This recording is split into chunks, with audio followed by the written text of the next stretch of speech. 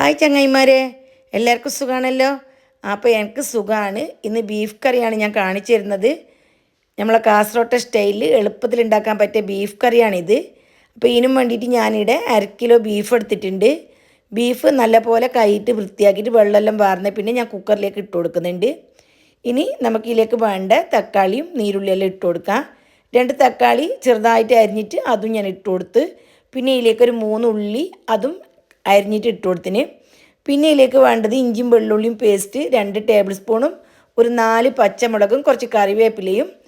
പിന്നെ ഇതിലേക്ക് 1/4 table spoon മുളകിൻ്റെ പൊടിയും 1 ടേബിൾ സ്പൂണ് മല്ലിപ്പൊടിയും 1 ടീസ്പൂണ് കുരുമുളകിൻ്റെ പൊടിയും 1/2 ടീസ്പൂണ് ഗരം മസാല പൊടിയും 1/2 ടീസ്പൂണ് മഞ്ഞൾപ്പൊടിയും ഇത്രയും ഞാൻ ഇതിലേക്ക് ഇട്ട് കൊടുത്ത് ഇനി നല്ലപോലെ ഒന്ന് വഴറ്റിയെടുക്കണം. അപ്പോൾ അതിന് മുന്നേ തന്നെ ഞാനിതിലേക്ക് 1 ടേബിൾ സ്പൂൺ എണ്ണ ഒഴിച്ചു കൊടുക്കുന്നുണ്ട്. അപ്പോൾ അത് വേണമെങ്കിൽ മാത്രം ഒഴിച്ചു കൊടുത്താൽ മതി. തീരെ എണ്ണ നിങ്ങൾക്ക് വേണ്ടാന്നുണ്ടെങ്കിൽ അപ്പോൾ നമുക്ക് എണ്ണ ഒഴിച്ചു കൊടുക്കണ്ട. ഇനി കൈ കൊണ്ട് നല്ലപോലെ ഞെരടി തിരുമ്മിയിട്ട് നന്നായിട്ട് മിക്സാക്കിയിട്ട് എടുക്കണം.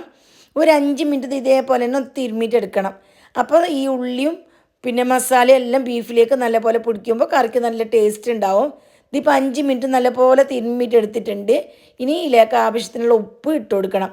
ഏകദേശം 1/2 ടേബിൾ സ്പൂണിൻ്റെ അടുത്ത് ഉപ്പ് ഞാൻ ഇതിലേക്ക് ഇട്ട് കൊടുത്തിട്ട് വീണ്ടും നന്നായിട്ടൊന്ന് തിരുമ്മിയെടുത്ത് ഇനി നമുക്കിത് വെള്ളമൊന്നും ചേർക്കാതെ വേവിച്ചെടുക്കണം.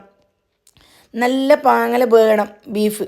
ഇത് എനിക്ക് തൊട്ടിലിട്ടുമ്പോൾ കിട്ടിയ ബീഫാണ്. അപ്പോൾ ഇതെല്ലാം വേസ്റ്റ്. അപ്പോൾ ഇതൊന്നും നമുക്ക് അരക്കിടാൻ കഴിയില്ല. അതുകൊണ്ട് തന്നെ ബീഫ് കുറച്ചേ ഉള്ളൂ. അപ്പോൾ ഒരു 1/2 കിലോ ബീഫിൻ്റെയാണ് നിങ്ങൾക്ക് അളവ് ഞാൻ പറയുന്നത്. ഇപ്പം ഞാൻ ഇറച്ചിയെല്ലാം കുക്കറിലിട്ട് ഇനി നമുക്ക് ഇതൊന്ന് വേവിച്ചെടുക്കണം.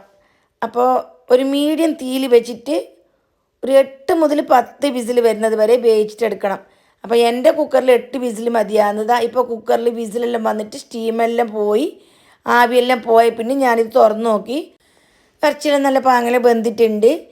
നമുക്ക് വേണമെങ്കിൽ ഇത് ഇങ്ങനെ കൂട്ടാം. ഇനിയിപ്പോൾ വേറെ എന്തോ ആക്കണം തന്നെ ഇല്ല. എന്നാലും കുറച്ച് നല്ല കട്ടി കിട്ടാൻ വേണ്ടിയിട്ട് ഞാൻ കുറച്ച് നല്ല ഇങ്ങനെ വഴറ്റിയിട്ടെടുക്കുന്നുണ്ട്. അപ്പോൾ ഞാൻ അടുപ്പിൽ വീണ്ടും തീ ഓണാക്കിയിട്ട് വെച്ച് കൊടുത്തിന്. ഇനി നല്ലപോലെ തിളച്ചിട്ടാകുമ്പോൾ കറി കുറച്ച് കൂറിയിട്ട് വരുന്ന രീതിയിൽ ഒന്ന് ഇളക്കി യോജിപ്പിച്ചിട്ട് എടുക്കണം. ഇതാ നല്ലപോലെ മിക്സാക്കി കൊടുക്കണം, അടിക്കൊന്നും പിടിക്കാത്ത രീതിയിൽ. ഇപ്പം നാടൻ സ്റ്റൈലുള്ള കറി ആയതുകൊണ്ട് ഞാനിതിലേക്ക് മല്ലിച്ചാപ്പലൊന്നും ഇട്ടിട്ടില്ല. ഇപ്പം നിങ്ങൾക്ക് വേണമെന്നുണ്ടെങ്കിൽ മല്ലിച്ചാപ്പലയിലേക്ക് ഇട്ട് കൊടുക്കാം. ഞാൻ കറിച്ചാപ്പല മാത്രം ഇട്ടുന്നത്. ഇതിപ്പോൾ കറി നല്ല ആവശ്യത്തിന് കൂറിയിട്ട് വന്നിട്ടുണ്ട്. ഇങ്ങനെ കൂറിയിട്ട് വന്നിട്ടാകുമ്പോൾ നമുക്ക് ഫ്ലെയിം ഓഫാക്കാം. അപ്പോൾ അത്രയേ ഉള്ളൂ. നമുക്കൊരു ചായ തിളക്കുന്ന സമയം പോലും വേണ്ട ഈ ഒരു ഇറച്ചിക്കറി ഉണ്ടാക്കാൻ വേണ്ടിയിട്ട്. അത്ര ഈസിയും അതെ, അങ്ങനെ ടേസ്റ്റും അതെ. പണ്ടെല്ലാം ഇങ്ങനെ ഇറച്ചിക്കറി വെക്കൽ മണ്ണിൻ്റെ ചട്ടിയിൽ അടുപ്പിൽ പുറത്ത് വെക്കും. പിന്നെ ഇപ്പോൾ കുക്കർ വന്ന പിന്നെ എല്ലാവരും കുക്കറിൽ തന്നെ ആക്കുന്നത്. പിന്നെ എളുപ്പത്തിലായല്ലോ. പിന്നെ ഇവിടെ അടുപ്പില്ല മക്കളെ, അപ്പോൾ അതുകൊണ്ട് ഞാൻ കുക്കറിൽ തന്നെ വെക്കുന്നത്.